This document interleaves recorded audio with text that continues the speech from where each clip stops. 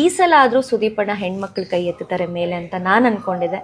But ನನ್ನ ಕೈ ಬಿಡ್ತಾರೆ ಅಂತ ನಾನು ಅಂದ್ಕೊಂಡಿರಲಿಲ್ಲ. It's disappoint. ಓಟ್ಸನ್ನು ಅಂತ ನೋಡಿದಾಗ ನನಗೆ ಬಂದಿರೋಂಥ ಮಾಹಿತಿ ಪ್ರಕಾರ ತುಂಬ ಅಜಗಜಾಂತರ ವ್ಯತ್ಯಾಸ ಇದೆ. ಅವ್ರಿಗೆ ಬಂದಿರೋ ಓಟ್ಸ್ಗೂ ನನಗೆ ಬಂದಿರೋಂಥ ಓಟ್ಸಿಗೆ ನಾನು ಆ ಹೊರಗಡೆ ಇಟ್ಬಿಟ್ರೆ I think I should be the winner. Actually ನನಗೆ ಬಂದಿರೋಂಥ ಮಾಹಿತಿ ಇದು ಯಾವುದು ಕಾಮಿಡಿ ಶೋ ಅಲ್ಲ.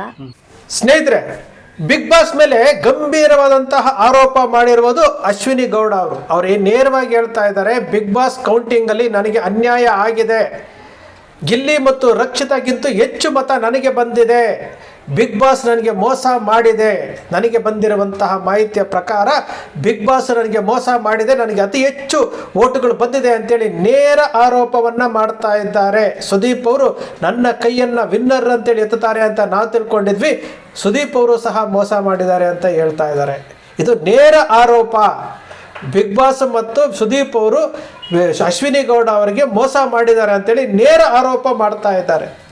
ಆರಂಭದಿಂದಲೂ ಸಹ ಇದೇ ರೀತಿಯಾದಂತಹ ಮಾತುಗಳನ್ನು ಆಡ್ತಾ ಮುನ್ನೆಲೆಗೆ ಬಂದಂತಹ ಅಶ್ವಿನಿ ಗೌಡ ಅವರು ಈಗ ಹೊರಗಡೆ ಬಂದ ಮೇಲೂ ಸಹ ಇಂತಹ ಕಾಂಟ್ರವರ್ಸಿಗಳನ್ನು ಸೃಷ್ಟಿ ಮಾಡ್ತಾ ಇದ್ದಾರೆ. ಇಂತಹ ಕಾಂಟ್ರವರ್ಸಿಗಳು ಅಶ್ವಿನಿ ಗೌಡ ಅವರು ಹೇಳ್ತಾರೆ, ನನಗಿಂತ ಸ್ಟ್ರಾಂಗ್ ಕಂಟೆಸ್ಟೆಂಟ್ ಬೇರೆ ಯಾರು ಇರಲಿಕ್ಕೆ ಸಾಧ್ಯ ಇಲ್ಲ. ಹಿಂದೆ ಯಾವ ಸೀಸನ್ಗಳಲ್ಲಿ ಯಾರೂ ಬಂದಿಲ್ಲ, ಮುಂದೆ ಯಾರು ಬರ್ತಾರೋ ಗೊತ್ತಿಲ್ಲ, ಬಂದರೂ ಸಹ ನನ್ನನ್ನು ಮೀರಿ ಬರಬೇಕು ಅಂತ ಹೇಳ್ತಾರೆ. ಒಂದು ಕಡೆ ಸುದೀಪ್ ಅವ್ರಿಗೆ ಅಣ್ಣ ಅಂತ ಹೇಳ್ತಾರೆ, ಸುದೀಪ್ ಅವ್ರಿಗೆ ಅವ್ರ ಮಾತುಗಳಿಗೆಲ್ಲ ಗೌರವ ಕೊಡ್ತಾರೆ. ಹೊರಗಡೆ ಬಂದು ಸುದೀಪ್ ಅವರಿಗೆ ಅವರು ವಿನ್ನರಲ್ಲಿ ನನ್ನನ್ನು ಕೈ ಎತ್ತಬೇಕಾಗಿತ್ತು, ನನಗೆ ಮೋಸ ಆಗಿದೆ ಅಂತೇಳಿ ನೇರ ಆರೋಪ ಮಾಡ್ತಾ ಇದ್ದಾರೆ. ಬಿಗ್ ಬಾಸು ಮೋಸ ಮಾಡಿದೆ ಅಂತ ಹೇಳ್ತಾ ಇದ್ದಾರೆ. ಅದಕ್ಕಿಂತ ಹೊರಗಡೆ ರಿಸಲ್ಟ್ ಬರೋಕ್ಕಿಂತ ಹೊರಗಡೆ ಏನೇನು ವಿದ್ಯಮಾನಗಳು ನಡೆದಿತ್ತು ನಿನ್ನೆ ಒಂದು ಚಾನಲಲ್ಲಿ ಹೇಳ್ತಾರೆ, ನನ್ನ ಸಂಘಟನೆಯ ಸದಸ್ಯರು 70 ರಿಂದ 80 ಲಕ್ಷ ಜನ ಇದ್ದಾರೆ ಅಂತೇಳಿ. ಕರ್ನಾಟಕದ 6.5 ಕೋಟಿ ಜನಸಂಖ್ಯೆಯಲ್ಲಿ 60 ರಿಂದ 70 ಲಕ್ಷ ಜನ ಒಂದು ಸಂಘಟನೆಯ ಸದಸ್ಯರಿದ್ದಾರೆ ಅಂತ ಹೇಳ್ತಾರೆ ಅವರು.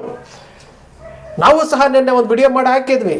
80 ಲಕ್ಷ ಇಂಟು 99 ಓಟ್ ಹಾಕಿದ್ರೆ ಎಷ್ಟು ಕೋಟಿ ಆಗ್ತಿತ್ತು? 99 ಕೋಟಿ ಎಷ್ಟು ಕೋಟಿ ಓಟ್ ಆಗ್ತಿತ್ತು? ಯಾಕೆ ಬರಲಿಲ್ಲ? ಈ ವಿಚಾರವನ್ನು ನಿನ್ನೆ ಸಹ ನಾವು ಮಾತಾಡಿದ್ವಿ. ಇವತ್ತು ಗಂಭೀರವಾದಂತಹ ಆರೋಪ, ಬಡವರ ಮಕ್ಕಳು ಬೆಳಿಬೇಕು ಸತ್ಯ, ಆದರೆ ಗಿಲ್ಲಿ ಬಡವನ ಅಂತ ಪ್ರಶ್ನೆ ಕೇಳ್ತಾರೆ. ಗೆದ್ದಂಥವರಿಗೆ ಒಂದು ಕಡೆ ಅಭಿನಂದನೆ ಸಲ್ಲಿಸುವಂಥ ರೀತಿಯಲ್ಲಿ ಮಾತಾಡ್ತಾ ಗೆದ್ದಂಥವರಿಗೆ ಅಪಮಾನ ಮಾಡುವಂತಹ ಕೆಲಸವೂ ಮಾಡ್ತಾ ಇದ್ದಾರೆ. ಹೊರಗಡೆ ಅಶ್ವಿನಿ ಗೌಡ ಅವರಿಗೆ ಗೊತ್ತಿರಲಿಲ್ಲ ಅನಿಸುತ್ತೆ. ಹೊರಗಡೆ ನಡೆದಂತಹ ಆ ಕ್ರೇಜ್ ಇತ್ತಲ್ಲ, ಸ್ವಯಂ ಪ್ರೇರಿತವಾಗಿ ಗಿಲ್ಲಿ ನಟನಿಗೆ ಓಟುಗಳು ಹಾಕಿರುವಂಥದ್ದು, ಪ್ರಚಾರ ಮಾಡಿರುವಂಥದ್ದು, ಕರಾವಳಿಯ ಭಾಗದ 3 ಜಿಲ್ಲೆಗಳು ಪ್ಲಸ್ ಕರ್ನಾಟಕಾದ್ಯಂತ ರಕ್ಷಿತ ಮೇಲೆ ಇಟ್ಟಿದ್ದಂತಹ ಆ ಅಭಿಮಾನದಿಂದ ರಕ್ಷಿತಗೆ ಬಹಳಷ್ಟು ಓಟುಗಳು ಬಂದಿರುವಂಥದ್ದು. ಕರಾವಳಿಯ ಜನ ಎಲ್ಲದರಲ್ಲೂ ಒಂದು ಕೈ ಮುಂದಿದ್ದಾರೆ. ಯಾವ ರೀತಿ ಹೇಳ್ತಾ ಇದ್ದೀವಿ, ಕಾಂತಾರ ಸಿನಿಮಾ ಬಂತು, ಆ ಸಿನಿಮಾ ಶೂಟಿಂಗ್ ಆಗಿರೋದೇ ಗೊತ್ತಿರಲಿಲ್ಲ. ಪೋಸ್ಟ್ ಹಾಕಿದ್ಮೇಲೆ ಗೊತ್ತಾಯ್ತು ಅದೊಂದು ಸಿನಿಮಾ ಬರ್ತಾ ಇದೆ ಅಂತೇಳಿ. ಆ ಸಿನಿಮಾವನ್ನು ಯಾವ ರೀತಿ ಗೆಲ್ಲಿಸಿದ್ರು, ಪ್ರಚಾರ ಮಾಡಿ ಕಾಂತಾರ ಗೆಲ್ಲಿಸಿದ್ರು. ಫ್ರಮ್ ಸೋ ಅದನ್ನು ಯಾವ ರೀತಿ ಗೆಲ್ಲಿಸಿದ್ರು, ಕಾಂತಾರ ಚಾಪ್ಟರ್ 1 ಯಾವ ರೀತಿ ಗೆಲ್ಲಿಸಿದ್ರು. ಇದು ಕರಾವಳಿಯ ಜನಕ್ಕೆ ತನ್ನ ಸ್ವಾಭಿಮಾನ, ತನ್ನ ಮಣ್ಣಿನ ಯಾರಾದರೂ ಒಬ್ಬ ನಟ ಆಗಿರಲಿ, ಒಂದು ಸ್ಪರ್ಧಿ ಆಗಿರಲಿ ಬರ್ತಾರೆ ಅಂತಂದರೆ ಅವರು ಒಗ್ಗಟ್ಟಿನಿಂದ ಮತ ಚಲಾಯಿಸ್ತಾರೆ. ಈ ಮತ ಚಲಾಯಿಸಿರೋದಂದರೆ ರಕ್ಷಿತಾ ಇವತ್ತು 2ನೇ ಪ್ಲೇಸಿಗೆ ಬಂದಿರುವಂಥದ್ದು. ಇನ್ನು ಗಿಲ್ಲಿ ನಟರಾಜನ್ನ ಜಾತಿ, ಧರ್ಮ, ಭೇದ ಭಾವ, ಹೆಣ್ಣು ಗಂಡು, ದೊಡ್ಡವರು ಚಿಕ್ಕವರು ಎಲ್ಲವನ್ನು ಮರೆತು ಗಿಲ್ಲಿ ನಟನ ಕಾಮಿಡಿಗೋಸ್ಕರವಾಗಿ ಅವರ ಪ್ರಾಮಾಣಿಕತೆಗೆ ನೋಡಿಕೊಂಡು ಓಟ್ ಹಾಕಿರುವಂಥದ್ದು. ಇದನ್ನು ನೋಡಿ ಅಶ್ವಿನಿ ಗೌಡ ಅವರು ಹೊರಗಡೆ ಬಂದು ಈ ಥರ ಕಾಂಟ್ರವರ್ಸಿ ಮಾತುಗಳನ್ನು ಆಡ್ತಾ ಇದ್ದಾರೆ ಅಂತಂದರೆ, ಹೊರಗಡೆ ಬಂದು ಏನು, ಹೊರಗಡೆ ಆಗಿದ್ದೇನು, ಹೊರಗಡೆ ಏನೇನು ಚಟುವಟಿಕೆಗಳಾಯಿತು ಅಂತೇಳಿ ಅಶ್ವಿನಿ ಗೌಡ ಅವರಿಗೆ ಯಾರಾದರೂ ಹೇಳಬೇಕಾಗುತ್ತೆ. ಏನೇನು ಕಾಂಟ್ರವರ್ಸಿಗಳು ಮಾಡಿಕೊಂಡ್ರು ಅಂತೇಳಿ. ಸುದೀಪರ ಫೋಟೋವನ್ನು ಶೇರ್ ಮಾಡುವಂಥದ್ದು, ಮತ್ತೊಂದು ವಿಡಿಯೋ ಮಾಡಿ ಹಾಕುವಂಥದ್ದು, ಇವೆಲ್ಲವೂ ಏನಾಯಿತು ಅಂತಂದರೆ ಮತ್ತಷ್ಟು ಗಿಲ್ಲಿ ಮತ್ತು ರಕ್ಷಿತಾ ಗೆಲ್ಲೋದಕ್ಕೆ ಮತ್ತಷ್ಟು ಕಾರಣ ಆಯಿತು. ಇಲ್ಲಿ ಆಟೋ ರೀತಿ ಆಡಬೇಕು. ಒಳಗಡೆ ಹೋದಾಗ ನಾನೇ ಸ್ಟ್ರಾಂಗು, ನಾನೇ ಗೆಲ್ಲಬೇಕು ಅಂತ ಎಲ್ಲರಿಗೂ ಇರುತ್ತೆ. ಆದರೆ ಆಡುವಂತಹ ನೀತಿ ಇರ್ತದಲ್ಲ, ಆಡುವಂತಹ ನೀತಿಗಳಿಂದಾಗಿ ಇವರು ಆ ಅವಕಾಶವನ್ನು ಕಳ್ಕೊಂಡ್ರು. ಆ ಮಾತುಗಳಿಂದ ಅವಕಾಶವನ್ನು ಕಳ್ಕೊಂಡ್ರು. ಹೊರಗಡೆನೂ ಸಹ ಆ ಮಾತುಗಳಿಂದ ಅವಕಾಶವನ್ನು ಕಳ್ಕೊಂಡ್ರು. ಹೊರಗಡೆ ಬಂದಾದ ನಂತರವೂ ಸಹ ಅಶ್ವಿನಿ ಗೌಡ ಅಂತಂದರೆ ಒಳಗಡೆ ಒಂದು ಎಲ್ಲರಿಗೂ ಪರಿಚಯ ಆದರು. 200 ಸಿನಿಮಾ ಮಾಡಿದರೂ ಸಹ ಅಶ್ವಿನಿ ಗೌಡ ಯಾರು ಅಂತಲೇ ಯಾರಿಗೂ ಗೊತ್ತಿರಲಿಲ್ಲ. ಅಶ್ವಿನಿ ಗೌಡ ಯಾವುದೋ ರಾಜಾ ಹುಲಿ ಸಿನಿಮಾದಲ್ಲಿ ಒಂದು ಸಣ್ಣ ಪಾತ್ರ ಮಾಡಿದ್ರು ಅಂತೇಳಿ ಗಿಲ್ಲಿ ಹೇಳ್ದಾಗೆ ಗೊತ್ತಾಗಿದ್ದು. ಬಿಗ್ ಬಾಸಲ್ಲಿ ಅತ್ತೆ ಮಗಳು ಅಂತ ಹೇಳ್ದಾಗಲೇ ಗೊತ್ತಾಗಿದ್ದು. 200 ಸಿನಿಮಾ ಮಾಡಿದಂತಹ ಅಶ್ವಿನಿ ಗೌಡ ಯಾರು ಅಂತ ಗೊತ್ತಿರಲಿಲ್ಲ. ಬಿಗ್ ಬಾಸ್ಗೆ ಹೋದ್ಮೇಲೆ ಅಶ್ವಿನಿ ಗೌಡ ಬಗ್ಗೆ ಪರಿಚಯ ಆಯಿತು.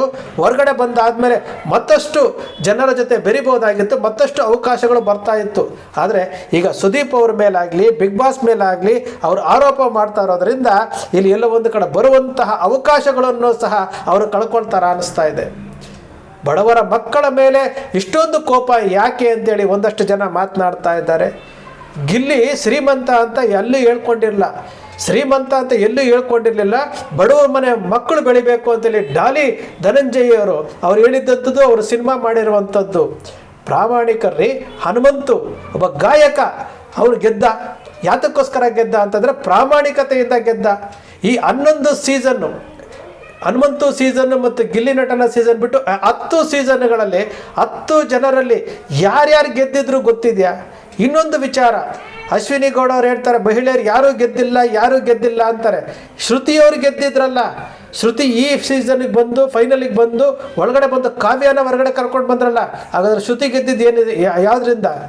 ಶ್ರುತಿ ಗೆದ್ದಿರಲಿಲ್ವಾ? ಶ್ರುತಿ ಬಿಗ್ ಬಾಸ್ ವಿನ್ನರ್ ಆಗಿರಲಿಲ್ವಾ? ನಮಗೆ ಬಿಗ್ ಬಾಸಲ್ಲಿ ಯಾರು ವಿನ್ನರ್ ಆಗಿದ್ದಾರೆ ಅನ್ನೋದೇ ಗೊತ್ತಿಲ್ಲ. ಬಿಗ್ ಬಾಸ್ ಇರೋದೇ ಗೊತ್ತಿರಲಿಲ್ಲ ಎಷ್ಟೋ ಜನಕ್ಕೆ. ಈ ಹನುಮಂತು ಬಂದ ಮೇಲೆ, ಗಿಲ್ಲಿ ನಟ ಬಂದ ಮೇಲೆ ಈ ಬಿಗ್ ಬಾಸ್ ಈ ರೀತಿ ಏನೋ ಗ್ರಾಮೀಣ ಪ್ರತಿಭೆಗಳಿಗೆ ಅವಕಾಶ ಕೊಡ್ತಾ ಇದೆ ಅಂತೇಳಿ ಪ್ರೋತ್ಸಾಹ ಕೊಡ್ತಾ ಇದ್ದಾರೆ ಹೊರತು ಇಷ್ಟು 10 ಸೀಸನ್ಗಳಲ್ಲಿ ಮಾಡಿದ್ರಲ್ಲ ಅವ್ರು ಯಾರು ಅನ್ನೋದು ಗೊತ್ತಿಲ್ಲ. ಇಷ್ಟು ಮತ್ತೊಂದು ವೋಟಿಂಗು ಆಗಿರಲಿಲ್ಲ, ಏನೂ ಆಗಿರಲಿಲ್ಲ. ಇದೆಲ್ಲವೂ ಸಹ ಪ್ರತಿಭೆಗಳಿಂದ ಆಗಿರುವಂಥದ್ದು.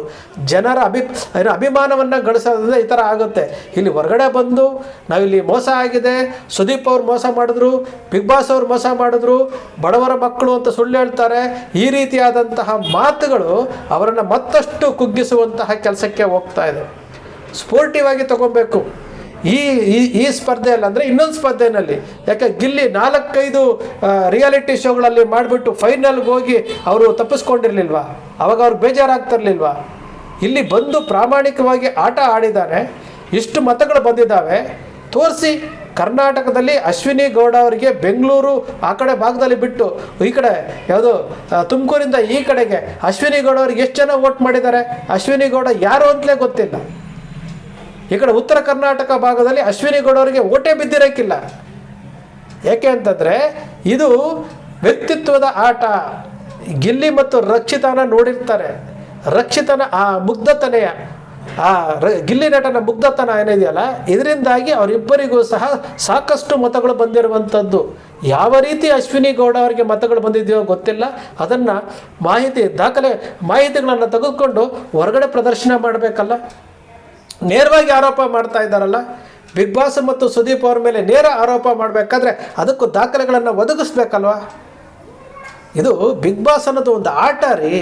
ನಾವು ಯಾಕೆ ನಿಮ್ಮ ಅಕ್ಷರ ಮೀಡಿಯಾದಲ್ಲಿ ಇದನ್ನು ಪ್ರಸಾರ ಮಾಡ್ತಾ ಇದ್ದೀವಿ ಅಂತಂದರೆ, ಎಲ್ಲ ಒಂದು ಕಡೆ ಪ್ರತಿಭೆಗಳಿಗೆ ಅನ್ಯಾಯ ಆಗ್ತಾ ಇದೆ ಅಂತ ಗೊತ್ತಾದಾಗ, ಹನುಮಂತು ವಿಚಾರದಲ್ಲಾಗಿರ್ಬೋದು, ಗಿಲ್ಲಿ ನಟನ ವಿಚಾರ ಆಗಿರ್ಬೋದು, ರಕ್ಷಿತಾ ವಿಚಾರ ಆಗಿರ್ಬೋದು, ಅನ್ಯಾಯ ಆಗ್ತಾ ಇದೆ ಅಂತಂದಾಗ ಅನ್ಯಾಯ ಆಗ್ತಾ ಇರುವಂಥ ಕಡೆಗೆ ನಿಮ್ಮ ಅಕ್ಷರ ಮೀಡಿಯಾ ದನಿ ಎತ್ತುತ್ತೆ. ಮೊದಲಿಂದಲೂ ಎತ್ತಾ ಇದೆ, ಇವತ್ತು ಎತ್ತುತ್ತಾ ಇದೆ.